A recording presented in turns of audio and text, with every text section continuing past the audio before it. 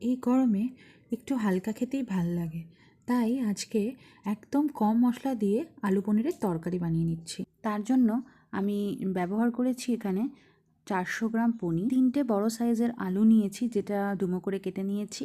এখানে তেল গরম করে নিয়েছি কড়াইতে। এবারে আলুগুলো সম্পূর্ণ দিয়ে ভালো করে আলুগুলোকে ভেজে নেব। আলুগুলো আমি ঢাকা দিয়ে দেবো, অল্প হালকা নাড়াচাড়া করে ঢাকা দিয়ে দেবো, তাতে আলুগুলো খুব ভালো করে সেদ্ধ হয়ে যায় আর খেতেও খুব ভালো হয়। এই দেখো আলুগুলো কি সুন্দর ভাজা হয়ে গেছে। এবারে আমি আলুগুলোকে বাটিতে তুলে নেব। এই দেখো আলুগুলো কি সুন্দর রং এসছে। এবারে কড়াইতে যে তেলটা আছে সেটা গরম আছে, সেটার মধ্যে আমি 5 ফোড়ন দিয়ে দিলাম। 5 ফোড়ন দেওয়ার পরে টমেটো কুচি দিয়ে দিলাম। টমেটো কুচিটা দিয়ে হালকা নাড়াচাড়া করে এবারে আমি এর মধ্যে সামান্য পরিমাণে নুন আর চিনি দিয়ে দেবো।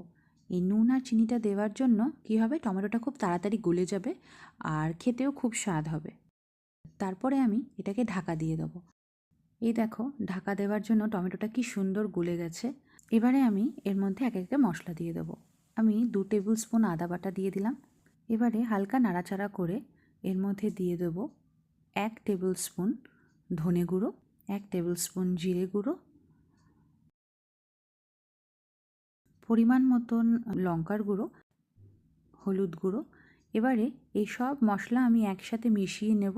মিশিয়ে নিয়ে এর মধ্যে অল্প গরম জল ঢেলে দেবো। ঢেলে দিয়ে 2 মিনিট নাড়াচাড়া করে এটাকে ফুটতে দেবো। এই দেখো মশলাটা ফুটে উঠেছে। এর মধ্যে আমি আলুগুলো এক এক ভাজা যেটা আলু করে উঠিয়ে রেখেছিলাম সেটা অ্যাড করে দিলাম। এরপর এর মধ্যে কেটে রাখা পনিরগুলোও আমি একবারে অ্যাড করে দেবো।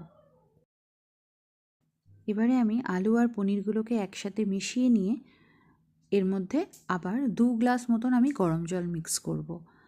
তোমরা তোমাদের পরিমাণ মতন গরম জল দিও। এবারে ঝোলটাকে ঢাকা দিয়ে আমি ফুটতে দেবো। 10 মিনিট মতন হালকা সিম করে আমি ফুটতে দেবো। এই দেখো 10 মিনিট হয়ে গেছে। রঙটা কি সুন্দর ভেসে উঠেছে, পাশে সাইড দিয়ে তেল ভেসে উঠেছে।